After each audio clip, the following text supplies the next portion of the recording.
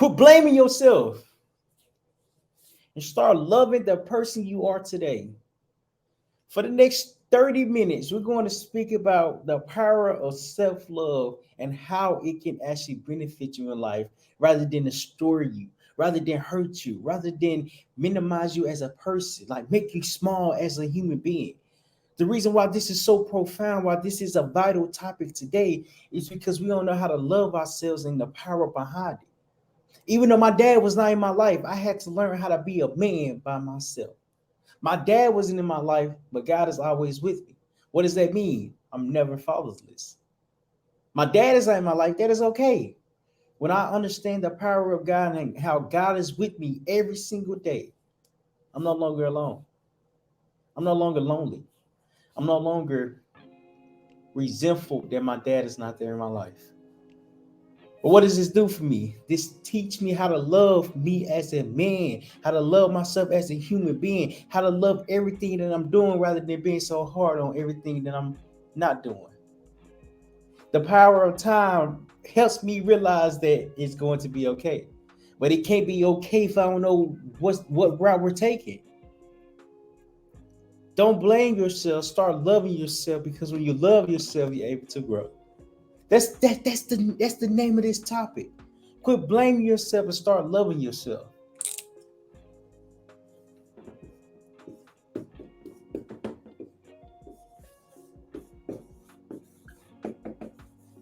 Quit blaming yourself and start loving yourself.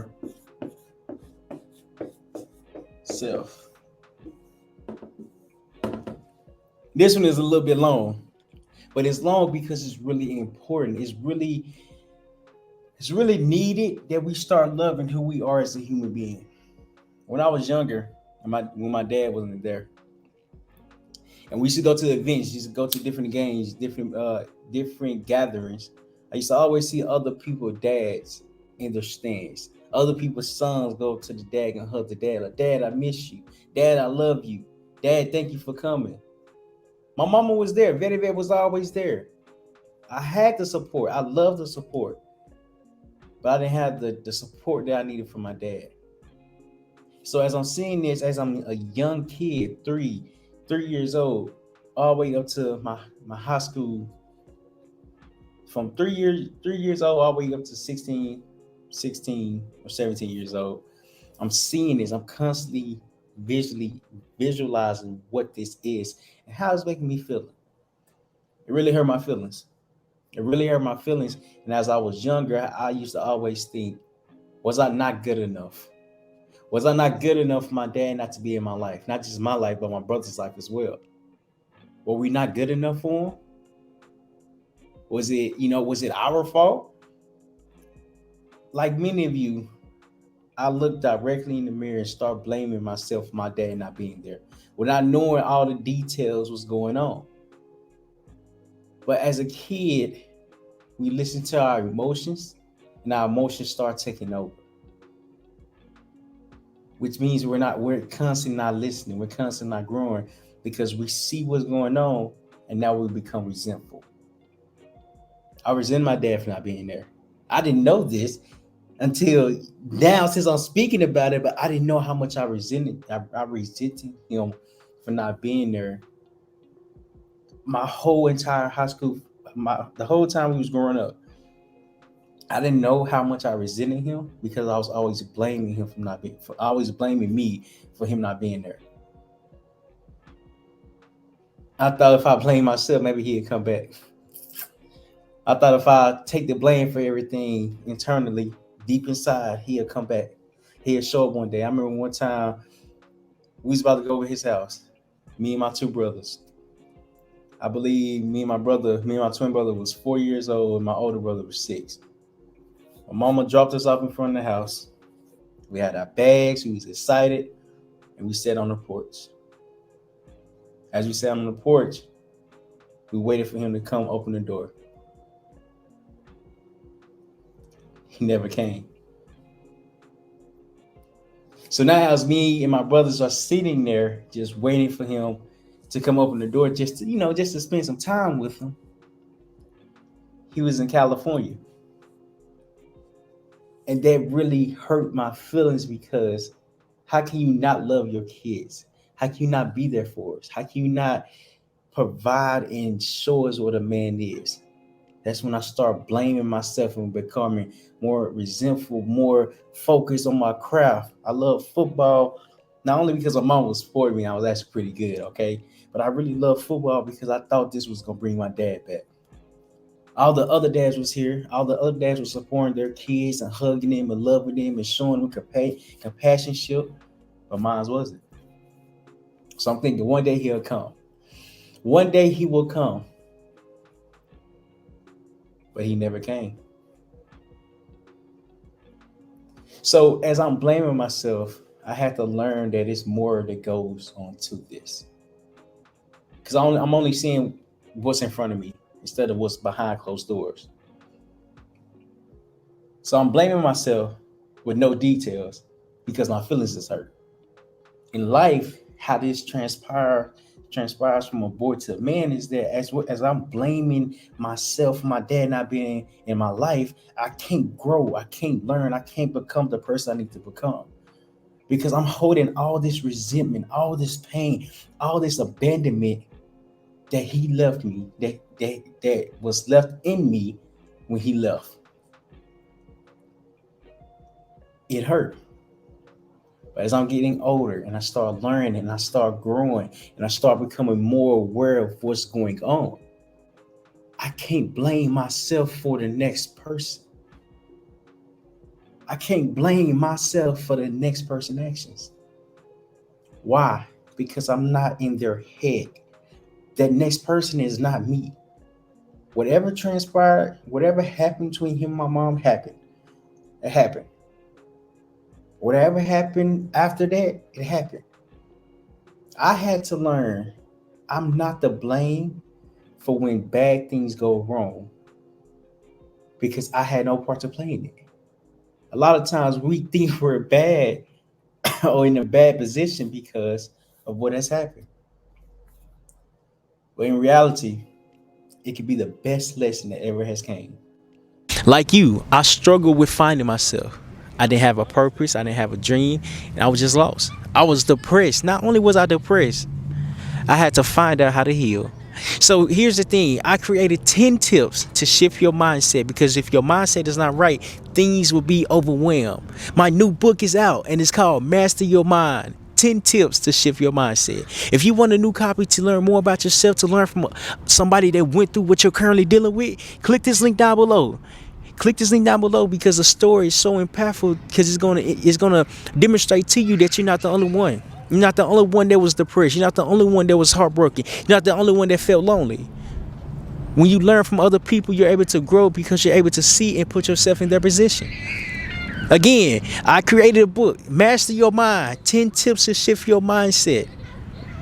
In order to get the book, you have to click the link that's going to be in the description. Click it, get it, read it. And please let me know. Please leave a review on how this book made you feel inside and how you're going to use the tips to implement in your everyday life. I'll see you there. The thing that I learned at that time while speaking about this is to identify who you are and identify that you can only control what you are able to control. Control what you can control. Control what you can control. And it really hit me when I got into high school, my ninth grade, 10th grade, ninth grade to 12th grade. It really hit me because I couldn't control the entire team. I couldn't control different positions. I couldn't control the coaches. I couldn't control anything because I was powerless. I didn't know myself. I didn't understand. So as time goes on, as I'm continuing playing football, my dad is no longer in my life. From 3 all the way up to 16. Granted, We went to California one time a summer. I believe when we was 10 or 11. That was just one summer. We did go there. So we did spend time with him there. But I feel like it wasn't, enough time to make up all the time. I know my dad. I'm very familiar with him. But as we're growing up, as I get in the phase of high school, I start to really open my eyes up to what's going on, to what am I doing and what I want to do it, and like what's going on. My ninth grade year, I played linebacker. I was pretty decent. I'm 5'7". I believe I was 165 pounds. I believe ninth grade. I was pretty good, pretty decent. But I was playing without being structured. I was playing without having the skills developed. I was playing because this is what I thought I knew instead of what I understood. Meaning I didn't really put the time and effort to perfect it each and every day. I was just there ready to play the game, ready to practice, but I really wasn't taking it serious. If you really want me to be technical, I was not taking it serious. So as time was going by, we're playing the games, we're practicing. I believe my ninth grade year, I believe it went 4-6. I believe, don't quote me on it. It was a great year, good year. I think it was. So fast forward to 10th grade year. This was my most challenging year that I ever faced because I had to get fundamentally sound. I had to start doing the work behind the scenes in order to start growing. Remember, my dad is no longer in my life, so I can't blame myself for him not being here, but I can control what I can control. I can do what I'm supposed to do at the time I'm supposed to do it. But if I'm constantly blaming myself for the next person, I will never be able to grow. So 10th grade was really hard for me because not only was I trying to earn a starting position on varsity, I didn't know how to earn this position without putting the work in. I didn't put the work in my 10th grade year. I did not. I was playing nickelback, defensive back.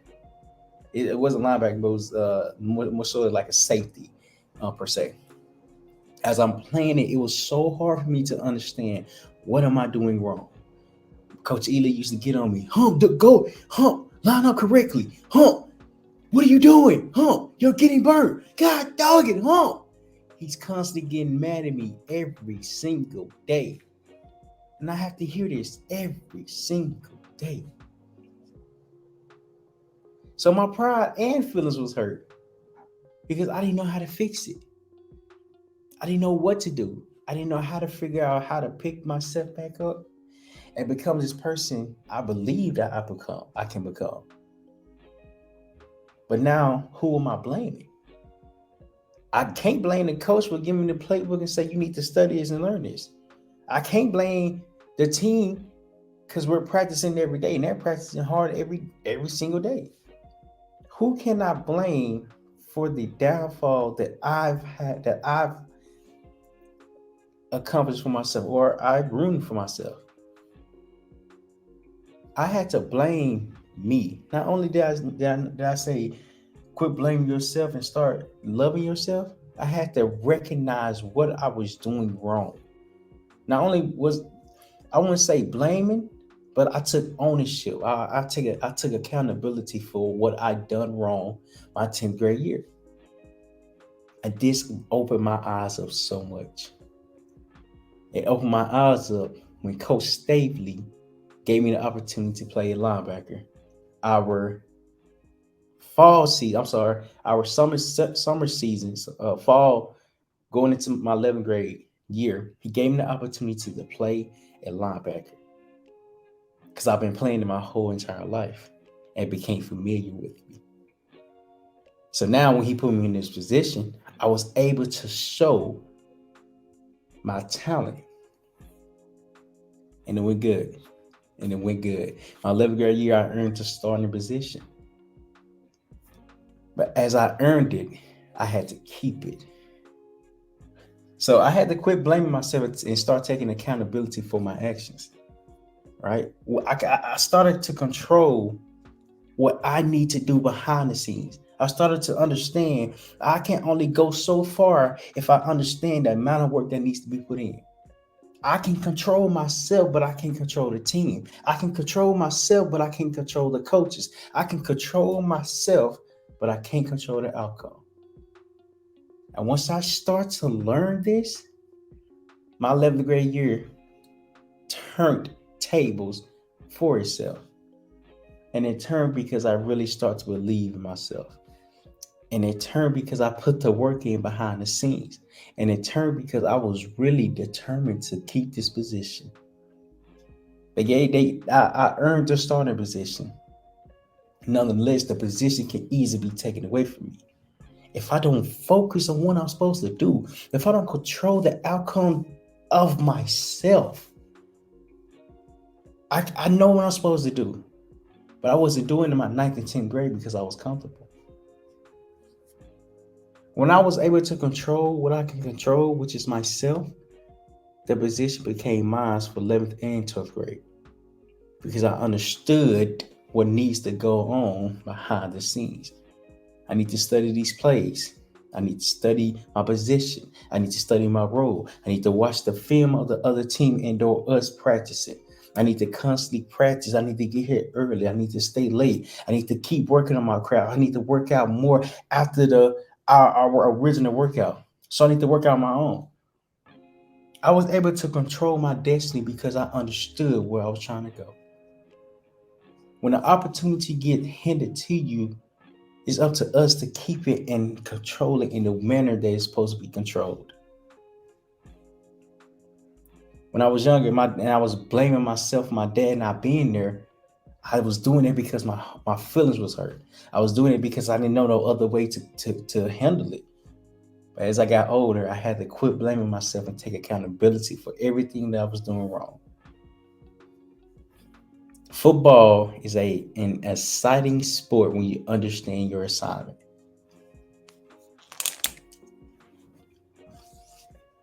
I don't know if you caught that. Understand the assignment. That's my next point.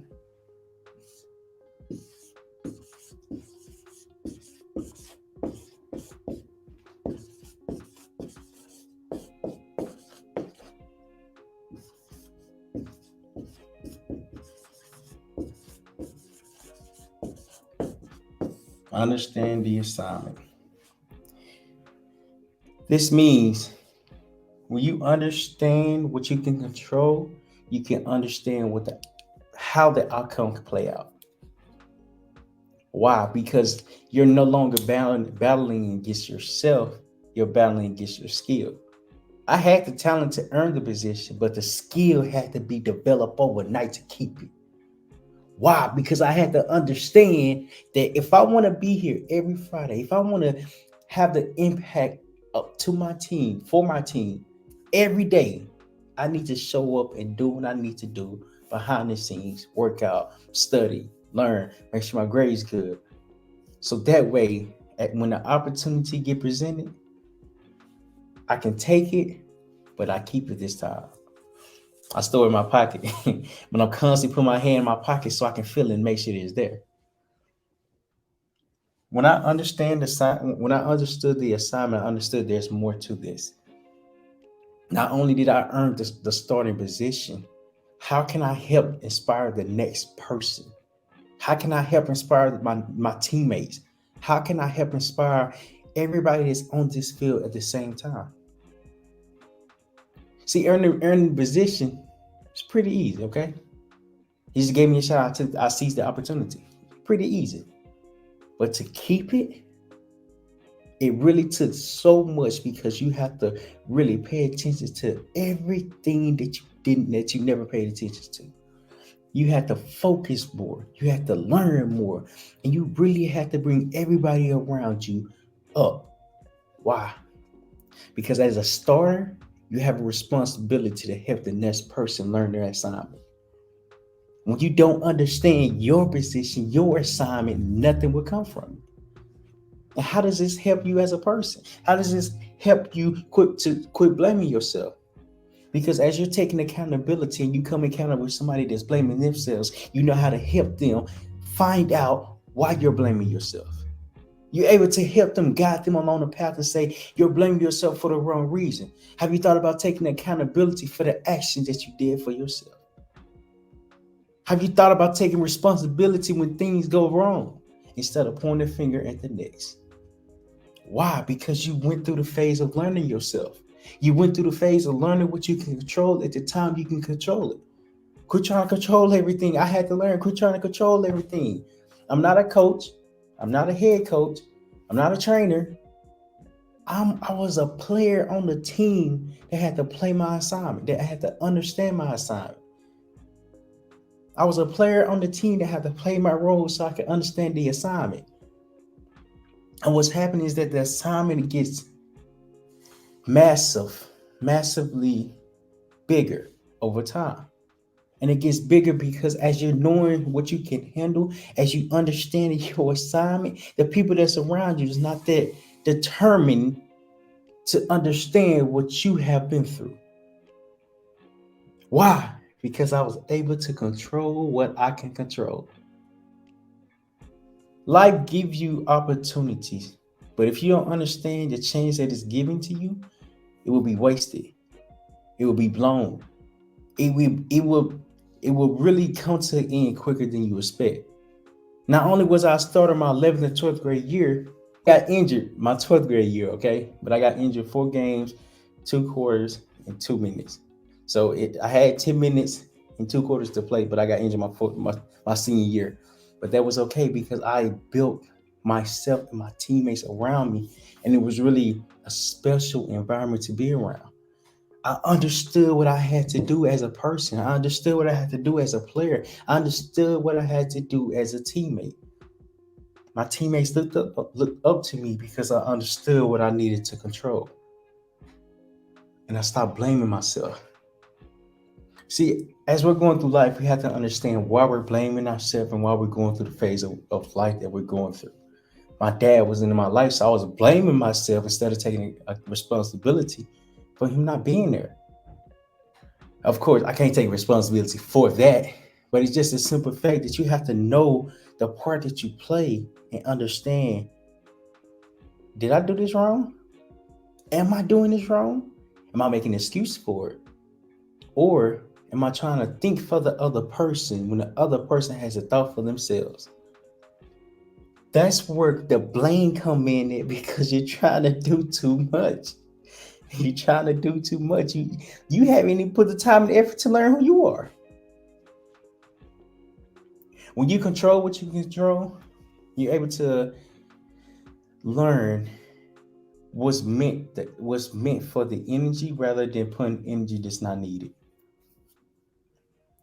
When I earned the position in my 11th grade year, my in the 10th grade year, I earned it. It felt good. It felt amazing. But I didn't let it get to my head because I knew the next day I had to go to work. The next day I had to keep this position. Next day I had to really hone in on my craft. Talent is good, but your skill develop over time as you understanding why you got this position, why you earned what you have received. When God give you something, He can easily take it away. My 12th grade year, I tore my ACL and my meniscus. My fourth game, my senior year, I was devastated. For me, really reminiscing and thinking about what happened back then, it showed me I gave my all every time I stepped on that field, except for this one time. One time I did not give my all was when I tore my ACL. The reason why I didn't give my all because it was our rivalry that we was playing against. I went to Little Rock Central High School. We was playing North Little Rock High School. If you're from Little Rock, Arkansas, you know, like there across the water, you know, the biggest rival for the last couple years, last few years, last a whole bunch of years, okay? But as we're playing them, I was nervous. I didn't play to my potential because I was playing scared. By second quarter, I'm like, all right, it's time to kick it in now. It's time to kick it in now. But from game 1 through 3, every time we stepped on the field, I took the field ready to accept the assignment. My fourth game, as we stepped on the field, I was not ready for the assignment. I was nervous. I didn't seize the opportunity. It's no excuse at all. There is absolutely no excuse. I didn't seize the opportunity because I let all this. I was in my head.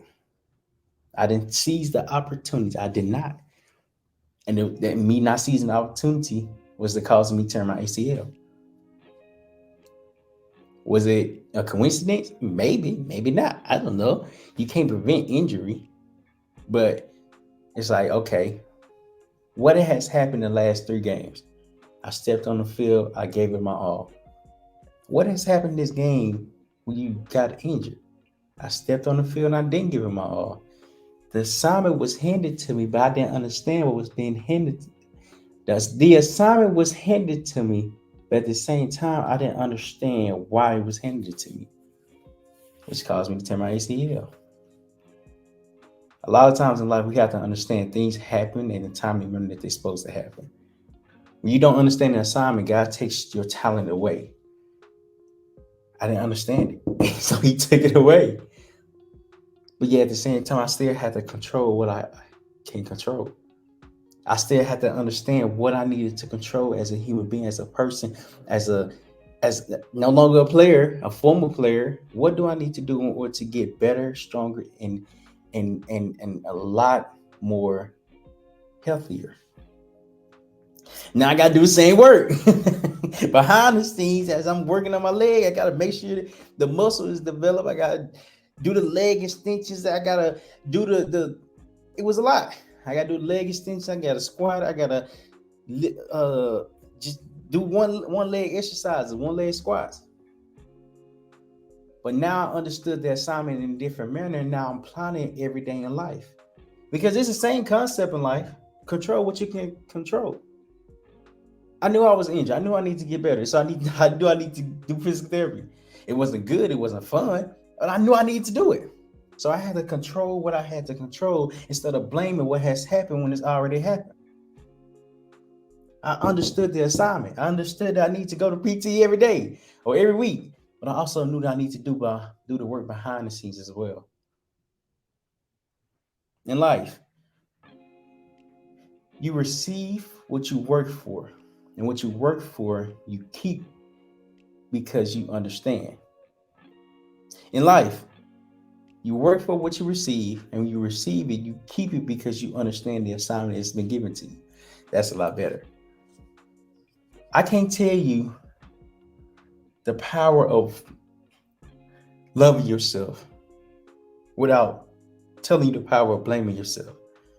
When you love yourself, you're able to take accountability for everything that has happened to you that you played a part in. If you didn't play a part in it, there's no reason to blame yourself.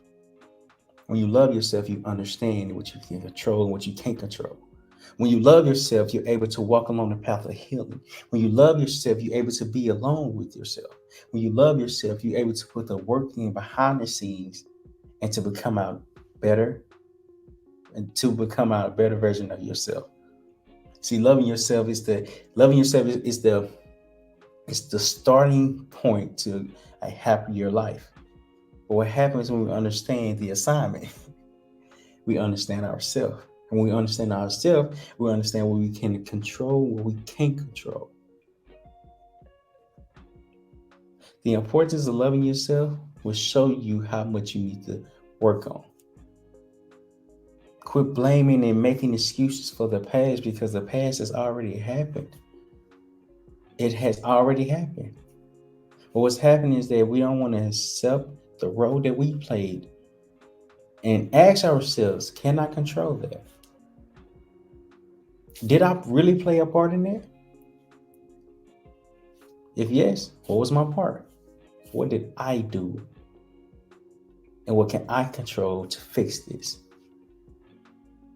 Each part of life had to have a new assignment, but we have to walk into the assignment with love and companionship for ourselves. You're going to mess up as you're starting. You're going to mess up as you're figuring out life and your journey and your passion. You're going to mess up. But you can't be afraid to mess up because you're already loving yourself. You can't be afraid to mess up because you're no longer blaming yourself. You can't be afraid to mess up because you know what you can control and what you can't control. And you no longer stressing because you understand what you need to do in order to become the best version of yourself.